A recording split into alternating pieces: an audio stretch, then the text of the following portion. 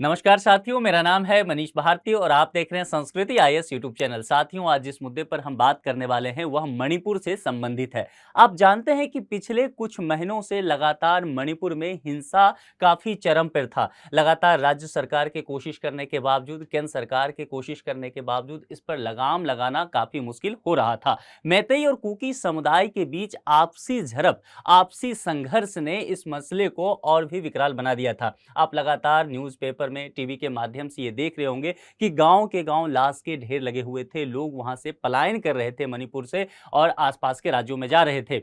इसी मसले में आगे बढ़ते हुए आज जो है केंद्रीय गृह मंत्री ने एक अहम जानकारी दी है ट्विटर के माध्यम से, और यह जानकारी जो है अपने आप में मणिपुर से संबंधित बहुत सुकून देने वाली जानकारी है। एक शांति समझौता हुआ है, इसको लेकर के बातें की जा रही है।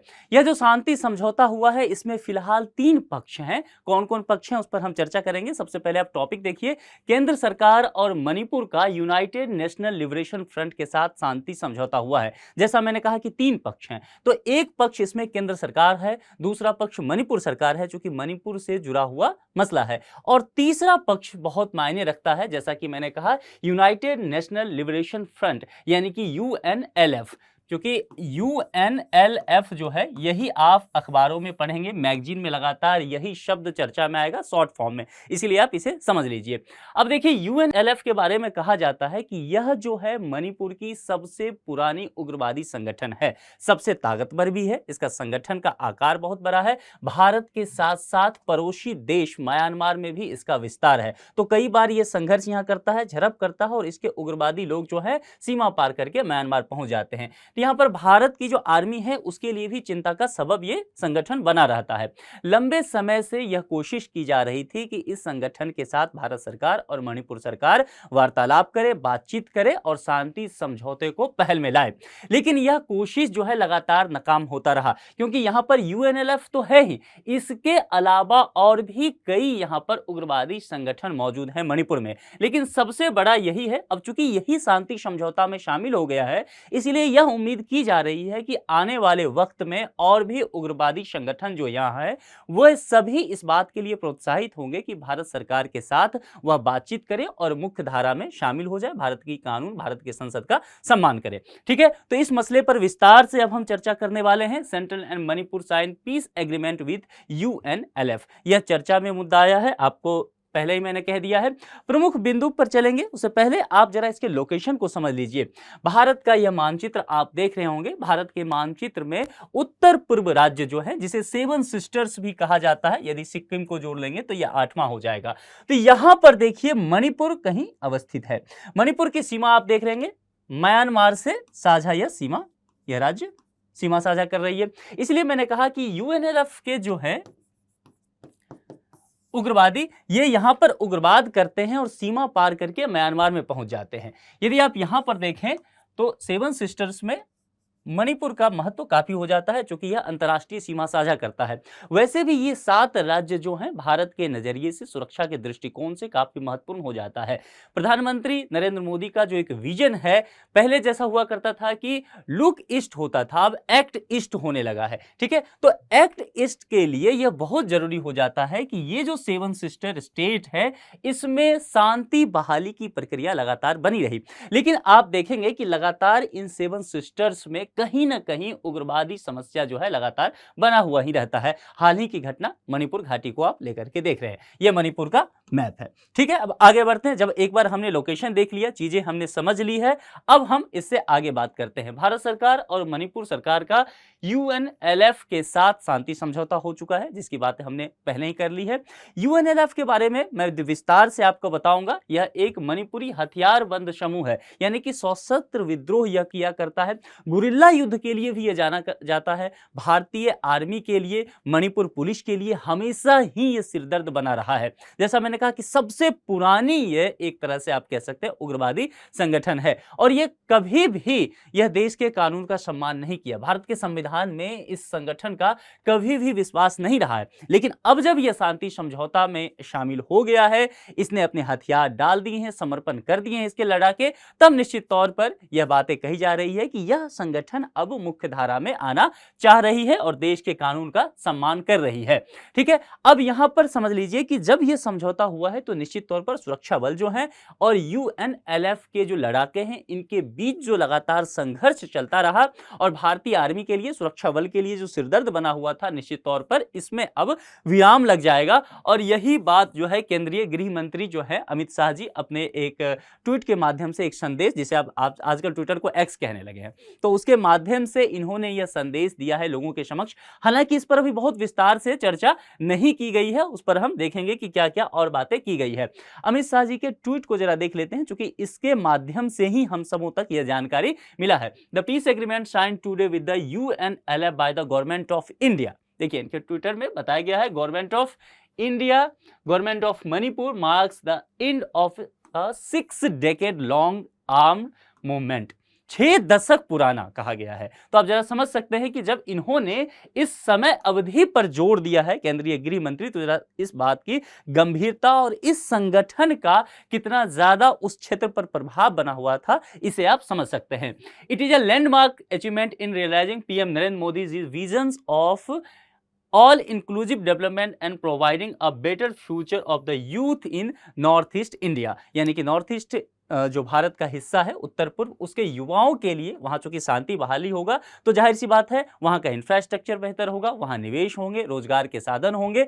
नॉर्थ ईस्ट खेल में काफी अच्छा परफॉर्म करता हुआ नजर आता है। तो इन सभी चीजों में देखा जाएगा कि वहां के लोगों का आर्थिक समृद्धि हुआ है, आर्थिक विकास हुआ है। प्रधानमंत्री नरेंद्र मोदी का जो कि विजन भी है, जैसा कि मैंने पहले ही कहा कि अब एक्ट ईस्ट की हम बात करते हुए नजर आते हैं और उसमें हमारे लिए नॉर्थ ईस्ट के 7 सिस्टर जो हैं काफी महत्वपूर्ण हो जाता है। यही बातें जो है केंद्रीय गृह मंत्री यहां कहते हुए नजर आते हैं। अब जरा हम समझते हैं कि मणिपुर हिंसा क्या था, आखिर क्यों सिरदर्द बना हुआ था यह मणिपुर हिंसा, इसके पीछे की वजह क्या था।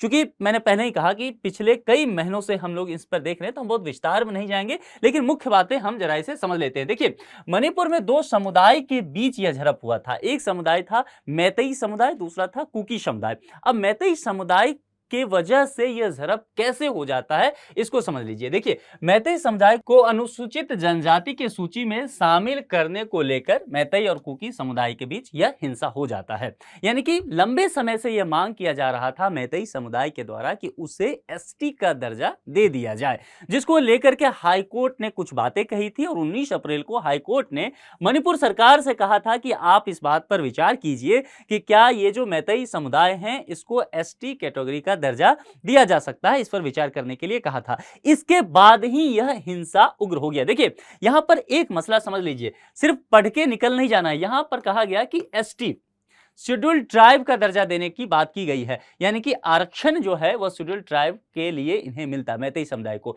अब हमारे देश में आरक्षण का मुद्दा जो है वह केवल सामाजिक सरोकार से नहीं जुड़ता है, वह राजनीतिक सरोकार से भी जाकर के जुड़ जाता है। यानी कि पूरी राजनीतिक घटनाक्रम जो है वह आरक्षण के इर्द गिर्द आपको घूमते हुए नजर आ जाएगी। अभी हाल ही में 5 राज्यों का विधानसभा चुनाव हो रहा है, लोकसभा चुनाव भी आने वाला है। आप देखेंगे कि पूरा मुद्दा जो है आरक्षण के इर्द गिर्द घूमता हुआ नजर आ रहा है। कुछ ऐसा ही यहां पर हुआ, क्योंकि एसटी समुदाय में मैतेई यदि आ जाते हैं तो जाहिर सी बात है इन्हें किसी प्रकार का विशेष छूट मिलता, राज्य में नौकरी में मिलता, सेवाओं में मिलता, प्रमोशन में मिलता, जो भी वहां राज्य सरकार या केंद्र सरकार के द्वारा लाभ दिया जाता तो उसके ये लाभार्थी होते। इसका डर लगा कुकी समुदाय को और कुकी समुदाय ने समझा कि यदि ये शामिल हो गए एसटी में तो कहीं ना कहीं हमारा हक मारा जा सकता है। और यह जो कहीं ना कहीं जो संदेह मन में आता है कुकी समुदाय को, इसको लेकर के 27 अप्रैल को कई जिलों में वहां पर झड़प होता है और फिर यह पूरा झड़प जो है मणिपुर में फैल जाता है। उसके बाद दोनों समुदाय जो है मैतेई और कुकी आमने सामने होता है और फिर इस हिंसा की जो रफ्तार है वह लगातार बढ़ते ही चली जाती है। आपने न्यूज़पेपर और टीवी के माध्यम से देखा ही होगा कि वहां पर महिलाओं के खिलाफ भी काफी आपत्तिजनक जो है कार्रवाई की गई। दोनों समुदाय के बीच इस तरह की झड़प देखने को मिला। अब जरा हम चर्चा कर लेते हैं यूएनएलएफ। मैंने पहले भी कहा था कि यह संगठन जो है काफी पुराना है और इसके साथ भारत सरकार का समझौता हो जाना, शांति समझौता हो जाना, इसके कैडर के लोग जो हैं उनका हथियार डाल देना, समर्पण कर देना, भारत के इतिहास में अगर आप देखेंगे तो एक बहुत बड़ी घटना के रूप में सामने आएगा। प्रमुख मैतेई विद्रोही समूहों में से एक है। तो इस समुदाय का जो आप कह सकते हैं इस समुदाय का संबंध है वह मैतेई समुदाय से जाकर के जुड़ता है। वर्ष 1964 में एरिया बम समरेंद्र सिंह के द्वारा इसका गठन किया गया था। इसके गठन के पीछे का उद्देश्य क्या रहा होगा? देखिए, इसके गठन के पीछे का उद्देश्य सबसे पहले उस वक्त 1964 में यह था कि मणिपुर को एक अलग देश के रूप में यह अलग करना चाहते थे, यानी कि भारत से सेपरेट कर लेना चाहते थे। उस वक्त की यह बात थी और यह मणिपुर घाटी का सबसे पुराना सशस्त्र समूह हुआ करता था। इसके अलावा जैसा कि मैंने पहले भी बताया कि यह जो है भारत में तो सक्रिय रहा ही, भारत के अलावा चूंकि इसकी आपको मैंने पहले लोकेशन बताया था, उस लोकेशन में आप देखेंगे कि यह भारत के अलावा जो है म्यांमार में भी सक्रिय रहा है। तो यहां उपद्रव करके जब तक इसकी धरपकड़ होती है, यह सीमा पार करके म्यांमार में चल जाता है। इसीलिए सीमा पार करने के वजह से और चूंकि अंतर्राष्ट्रीय सीमा है, उसके अपने नियम कानून हैं, इस वजह से जो हमारे सुरक्षा कर्मी हैं उसको लगातार समस्याएं होते रहती थी। ठीक है, भारत से मणिपुर को अलग करने की इसकी जो एक सशस्त्र संघर्ष था, इस पर हमने बात कर लिया। इसको लेकर के इसने एक सशस्त्र समूह बनाया था जिसको मणिपुर पीपुल्स आर्मी के नाम से इसने एक नाम दिया था कि कुछ लोग ऐसे डेडिकेटेड किया गया था जिसके पास हथियार दिए गए और हथियार भी काफी आधुनिक किस्म के हथियार इन तक प्रोवाइड कराए गए थे। लगातार इनकी ट्रेनिंग होती थी, इनकी कैंपेनिंग की जाती थी और सिर्फ भारत नहीं, भारत के अलावा म्यांमार से भी ऐसा आरोप लगातार इस संगठन पे लगता रहा कि इनको वहां से हथियार की सप्लाई होती रही है, जिसका मणिपुर पीपुल्स आर्मी नाम दिया गया था। केंद्रीय गृह मंत्रालय ने यूएनएलएफ को आतंकवाद विरोधी कानून कौन सा है? यूएपीए यानी कि गैर कानूनी गतिविधियां रोकथाम अधिनियम 1967 के तहत गैर कानूनी संगठन घोषित किया था। अब यहां पर एक प्रश्न यह भी बनता है कि आखिरकार इतने वर्षों के बाद यूएनएलएफ कैसे मान गया वार्ता के लिए? भारत सरकार या मणिपुर सरकार के सामने कैसे झुक गया? देखिए, एक प्रश्न यहां पर यह है कि गैर कानूनी गतिविधियां अधिनियम जो है इसके तहत प्रतिबंध बढ़ा दिया भारत सरकार ने। गृह मंत्रालय ने हाल ही में 5 साल के लिए इस संगठन को और प्रतिबंधित कर दिया गया था यूएपीए के तहत। इसके अलावा इस संगठन के जो लड़ाके रहे, उग्रवादी रहे, उसकी धरपकड़ के लिए अभियान तेज कर दिया गया था। तो इन सब चीजों की वजह से इन्हें यह लगा कि क्यों ना हम मुख्य धारा में शामिल हो जाए। सरकार जो इनके डिमांड थे उसको लेकर के भी थोड़ा सा नरम नजर आई, इसलिए टेबल पे बैठ करके बातचीत करना दोनों पक्षों के लिए आसान होता चला गया। केंद्र सरकार ने 13 नवंबर 2023 को इस पर लगे प्रतिबंध को 5 वर्ष के लिए बढ़ा दिया, जिसकी चर्चा हमने पहले कर ली है। शांति समझौता के मुख्य बिंदु क्या है? देखिए, हम सबों के मन में उत्सुकता तो रहती है कि जो संगठन 1964 में बना, 6 दशक हो गए, अभी तक वह समर्पण नहीं किया था, कभी हथियार नहीं डाला था, केंद्र सरकार और राज्य सरकार के लिए लगातार सिरदर्द बना हुआ था, आखिर वह संगठन कैसे मान गया? तो यह जो शांति समझौता हुआ है उसके पीछे क्या क्या बातें रखी गई होगी? जैसा कि मैंने पहले ही बताया कि केंद्रीय गृह मंत्री ने एक्स के जरिए जो सूचना दी है उसके तहत अभी बहुत सूचना हम लोगों के पास नहीं आया है, इसलिए इस मुद्दे पर नजर बनाए रखना होगा। अनुमान किया जा रहा है कि तकरीबन जो है कोई न्यूज़पेपर 65 तक जा रहा है, कोई न्यूज़पेपर का कहना है कि तकरीबन 100 कैडर तक आत्मसमर्पण किया है,